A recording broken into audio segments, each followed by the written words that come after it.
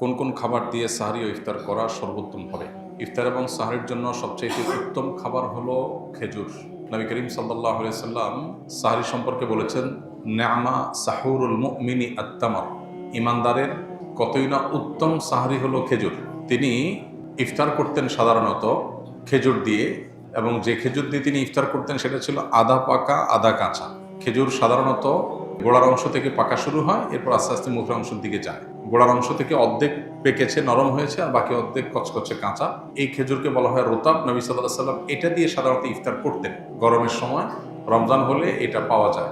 এটা যদি না থাকতো তাহলে সরাসরি সাধারণ যে খেজুর সেটা দিয়ে তিনি ইফতার করতেন, পুরো পাকা খেজুর দিয়ে ইফতার করতেন। অতএব ইফতারের জন্য খেজুর হলো সবচেয়ে উত্তম আইটেম, কিন্তু এটা জরুরি কোনো জিনিস না, আবশ্যক কোনো বিষয় না যে ইফতারের জন্য খেজুর হতেই হবে, খেজুর ছাড়া ইফতার হবে না, এমন কোনো কথা নেই। কেউ যদি বড়ই দিয়ে ইফতার করে রোজা হয়ে যাবে। কত মানুষ দামি দামি খেজুর দিয়ে ইফতার করে কিন্তু তার রোজা আল্লাহর কাছে কবুল হয় না। আবার অনেকে হয়তো সামান্য এক ঢোক পানি দিয়ে ইফতার করেন, অথবা অন্য কোনো খাবার দিয়ে ইফতার করেন, খেজুর কেনার সামর্থ্য নাই, কিন্তু তার রোজা আল্লাহর কাছে কবুল হয়ে গেছে। এই জন্য রোজার সাথে এই ইফতারের আইটেমের সম্পর্ক তেমন গভীর কোনো সম্পর্ক নাই। তবে হ্যাঁ, সামর্থ্য যখন থাকবে অনেক কিছুর, তখন খেজুরকে আমরা অগ্রাধিকার দেব সুন্নাহ হিসাবে নবী সাল্লাল্লাহু আলাইহি ওয়াসাল্লাম। আল্লাহ আমাদেরকে তৌফিক দান করুন।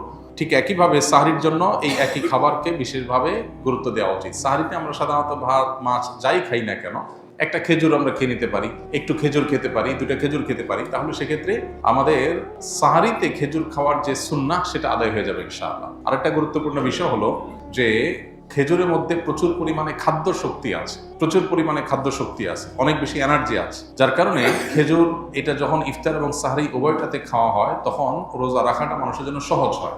আর সবচেয়ে বড় কথা হলো নবী করিম সাল্লাল্লাহু আলাইহি ওয়াসাল্লাম সুন্নাহ, অতএব সেই চেষ্টাটা আমরা করব। কিন্তু কারোর যদি খেজুর কেনার সামর্থ্য না থাকে, কেউ যদি খেজুর ছাড়াও ইফতার করেন, যেটা বলছিলাম, তার রোজার সওয়াবে কোনো ঘাটতি হবে না, বরং রোজা নির্ভর করে তার তাকওয়ার উপরে, তার রোজার যে দাবি আছে, রোজার যে অন্তর্নিহিত দিকগুলো আছে সেগুলো বাস্তবায়ন করার পর। আল্লাহ আমাদেরকে তৌফিক দান করুন।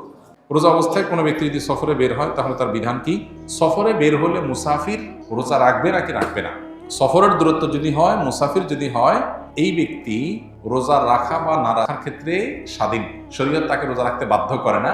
তবে যেই রোজা সফরের কারণে রাখা হবে না, সে রোজা রমজানের পরে রেখে দিতে হবে, এবং এর কারণে তার কোনো গুনাহ হবে না। আল্লাহ বলেছেন, ফামান কানা মিনকুম মারিদান আও আলা সাফারিন ফাইদ্দাতুম মিন আইয়ামিন উখরা।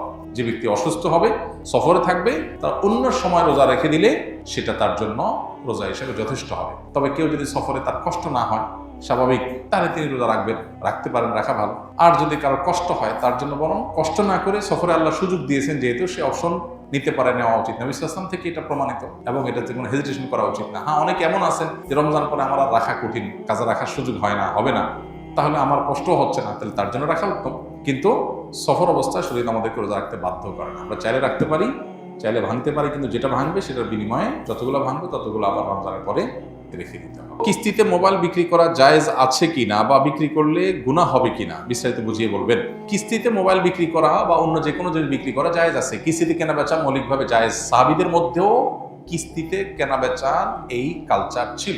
নবীজি সাল্লাল্লাহু আলাইহি সাল্লাম এই ব্যাপারে কোনো নিষেধাজ্ঞা আরোপ করেন নাই, বরং তার সম্মতি পাওয়া যায়, সেখান থেকে বোঝা যায় যে কিস্তিতে কেনাবেচা করা যায় আছে। এখন কিস্তিতে কেনাবেচা করলে যেটা হয়, সাধারণত নর্মাল কিস্তিতে, যদি আমাদের বড় বড় বিভিন্ন আপনার কোম্পানিগুলো তাদের ফ্রিজ বা বিভিন্ন আইটেম বিক্রি করার ক্ষেত্রে কিস্তিতে বিশেষ পলিসি অবলম্বন করে, যেগুলোর কারণে সেটা নাজায়েজ হয়। এমনিতে জেনারেল কিস্তিতে ধরুন আপনি একটা জিনিস, একটা মোবাইল কিনলেন, ওইটার দাম ধরেন 10,000 টাকা, কিস্তিতে কিনলেন, আপনার কাছ থেকে 12,000 টাকা দাম রাখলো, 12টা কিস্তি করে দিল, এটা জায়েজ আছে, এটা নাজায়েজ না। কিন্তু এটা কোনো প্রক্রিয়া আপনার নাজায়েজ হয়, সেটা আপনাকে ভালো করে জেনে নিতে হবে যে আপনি যখন কিস্তিতে কোনো বিশেষ লেনদেন করবেন, বিশেষ করে যখন সেখানে এই সহজ লেনদেনের বাইরে আরো কোনো শর্ত আরোপ হবে, তখন আপনাকে ভাবতে হবে যে সেটা শরিয়া আপনাকে অনুমোদন করে কিনা। রমজান মাসে কিছু কিছু মসজিদ কয়েক মিনিট আগে আজান দিয়ে দেয়, সেক্ষেত্রে আমরা কোন আজানটি অনুসরণ করে রোজার ইফতার করব?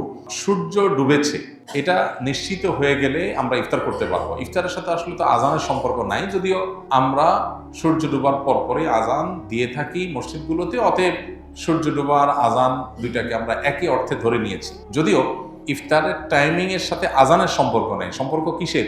সূর্য ডুবার। অতএব সূর্য ডুবেছে এটা নিশ্চিত হয়ে গেছেন, আপনি ইফতার করতে পারবেন। এত মিনিটে সূর্য ডুবে গেছে, এত মিনিট পার হয়ে গেছে, মানে নিশ্চিত আপনি ইফতার করতে পারবেন।